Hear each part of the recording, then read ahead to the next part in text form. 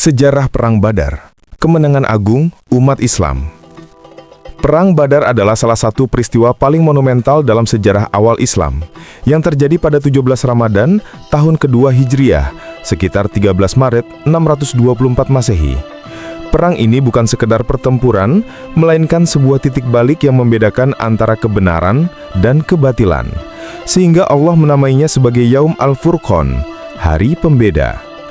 Latar belakang perang adalah ketika Nabi Muhammad SAW dan para pengikutnya atau kaum muhajirin hijrah dari Mekah ke Madinah. Penindasan dan permusuhan dari kaum kafir Quraisy Mekah tidak berhenti. Kaum Quraisy telah merampas harta benda kaum muslimin yang ditinggalkan di Mekah. Hal ini menimbulkan ketegangan yang terus memuncak.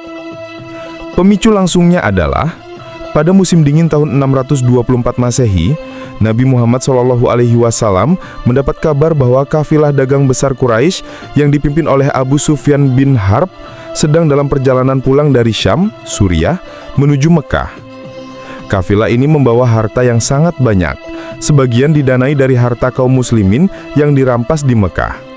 Hal ini dilihat oleh Nabi Muhammad SAW sebagai kesempatan untuk mengambil kembali hak-hak kaum muslimin yang telah dirampas dan sebagai langkah untuk melemahkan kekuatan ekonomi Quraisy. Beliau mengumumkan kepada para sahabatnya bahwa mereka akan mencegat kafilah tersebut. Kemudian, Nabi Muhammad SAW keluar dari Madinah dengan pasukan yang sangat kecil, berjumlah antara 313 hingga 317 orang saja. Pasukan ini terdiri dari kaum muhajirin atau penduduk Mekah yang hijrah dan Ansor atau penduduk Madinah yang menolong. Mereka hanya memiliki perlengkapan perang yang minim, sekitar 70 ekor onta yang dinaiki bergantian dan hanya 2 ekor kuda. Tujuan awal mereka adalah kafilah dagang, bukan peperangan besar. Di pihak Quraisy, perubahan situasi dan kekuatan Quraisy. Ketika Abu Sufyan mengetahui rencana pencegatan oleh kaum muslimin, ia segera mengirim utusan ke Mekah meminta bantuan agar kafilahnya dilindungi. Mendengar kabar tersebut, kaum Quraisy Mekah segera menyiapkan pasukan besar. Pasukan Quraisy Mekah berangkat dengan jumlah sekitar 950 hingga 1000 orang, dilengkapi dengan 100 ekor kuda, 700 ekor onta, dan 600 baju besi. Mereka dipimpin oleh tokoh-tokoh besar Quraisy yang sangat memusuhi Islam, termasuk Abu Jahal, Utbah bin Rabi'ah, Syaibah, dan Umayyah bin Khalaf. Abu Sufyan berhasil mengubah rute kafilahnya menuju jalur pantai yang lebih aman, sehingga kafilah tersebut lolos dari hadangan kaum muslimin. Setelah mengetahui kafilah dagang selamat, sebagian pemimpin Quraisy menyarankan untuk kembali ke Makkah.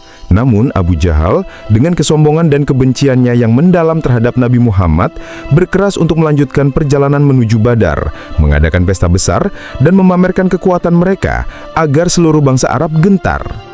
Pasukan muslimin yang mendengar kabar bahwa mereka akan berhadapan dengan pasukan perang Quraisy yang jauh lebih besar sempat terkejut. Namun setelah bermusyawarah, kaum muhajirin dan Ansor menyatakan kesetiaan dan kesediaan mereka untuk berperang di bawah pimpinan Rasulullah SAW. Kemudian, Nabi Muhammad SAW memimpin pasukannya menuju sebuah lokasi yang strategis di lembah Badar di dekat sumber air atau sumur. Berkat saran dari salah seorang sahabat, Al-Hubab bin Al-Munzir, Rasulullah SAW memerintahkan untuk menguasai semua sumur air dan menutup sumur-sumur yang lain, sehingga pasukan air untuk pasukan Quraisy terputus. Pada malam hari sebelum pertempuran, Nabi Muhammad SAW menghabiskan waktu dengan berdoa dan bermunajat kepada Allah Subhanahu wa Ta'ala di sebuah arish atau kemah kecil yang didirikan untuk beliau. Beliau memohon pertolongan dan kemenangan, menyadari bahwa jika kelompok kecil muslimin ini musnah, maka Islam akan sulit bangkit lagi. Perang dimulai. Pada pagi hari tanggal 17 Ramadan 2 Hijriah, kedua pasukan berhadapan. Sesuai tradisi Arab saat itu, pertempuran dimulai dengan duel antar pahlawan. 3 pahlawan Quraisy atau Utbah bin Rabi'ah, Syaibah bin Rabi'ah, dan Al-Walid bin Utbah maju dan ditandingi oleh 3 pahlawan muslimin dari kerabat Nabi, Hamzah bin Abdul Muthalib, Ali bin Abi Thalib, dan Ubaidah bin Al-Haris. Duel ini dimenangkan oleh kaum muslimin, di mana Hamzah dan Ali berhasil menewaskan lawan mereka, meskipun Ubaidah terluka parah dan gugur atau syahid setelah duel. Kemenangan awal ini meruntuhkan moral pasukan Quraisy. Setelah duel, pertempuran massal pun pecah. Pasukan muslimin, meski kalah jumlah atau sekitar 1:3, bertempur dengan semangat jihad dan keyakinan yang luar biasa. Dalam pertempuran tersebut, Allah Subhanahu wa Ta'ala memberikan pertolongan yang dijanjikan. Diceritakan bahwa ribuan malaikat diturunkan untuk membantu kaum muslimin.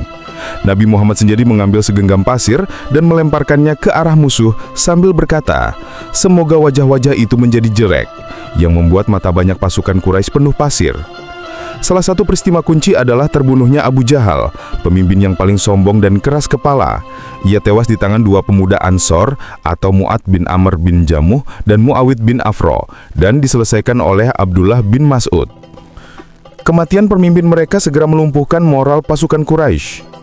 Pertempuran Badar berlangsung singkat, tidak lebih dari setengah hari, dan berakhir dengan kemenangan telak bagi umat Islam. Sekitar 70 tokoh dan prajurit penting Quraisy terbunuh, termasuk Abu Jahal, Utbah, Syaibah, dan Umayyah bin Khalaf. Sebanyak 70 orang lainnya ditawan. Hanya 14 orang muslim yang gugur sebagai syuhada, 6 dari kaum muhajirin dan 8 dari kaum ansor. Setelah perang, Nabi Muhammad SAW memerintahkan agar jenazah para pemimpin Quraisy yang tewas dikuburkan di Badar. Mengenai tawanan perang, setelah berdiskusi dengan para sahabat, Nabi Muhammad memutuskan untuk membebaskan mereka dengan tebusan. Tawanan yang kaya harus membayar tebusan, sementara tawanan yang miskin namun bisa membaca dan menulis dibebaskan dengan syarat mengajari 10 anak muslim hingga pandai. Hikmah dan makna Perang Badar.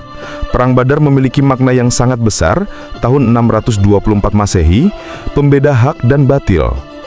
Badar membuktikan bahwa kebenaran Islam akan mengalahkan kebatilan atau kekafiran meskipun dengan keterbatasan jumlah dan perlengkapan. Peningkatan moral. Kemenangan ini meningkatkan kepercayaan diri dan moral Islam secara drastis, mengokohkan kedudukan mereka di Madinah dan menunjukkan kekuatan mereka kepada kabilah-kabilah Arab di sekitarnya. Kelemahan Quraisy. Kekalahan telak ini sangat memukul Quraisy di Mekah, baik secara militer maupun moral, dan menyebabkan kekosongan kepemimpinan di sana. Pertolongan Allah. Perang Badar menjadi bukti nyata janji Allah kepada hambanya yang berjuang di jalannya dengan penuh keimanan dan ketakwaan. Perang Badar adalah tonggak sejarah yang mengokohkan eksistensi negara Islam di Madinah dan menjadi dasar bagi perkembangan Islam di masa-masa selanjutnya.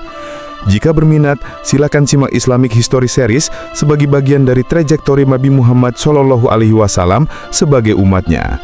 Mari, perkuat keimanan kita bersama Allah Subhanahu wa Ta'ala. Allah Maha Besar.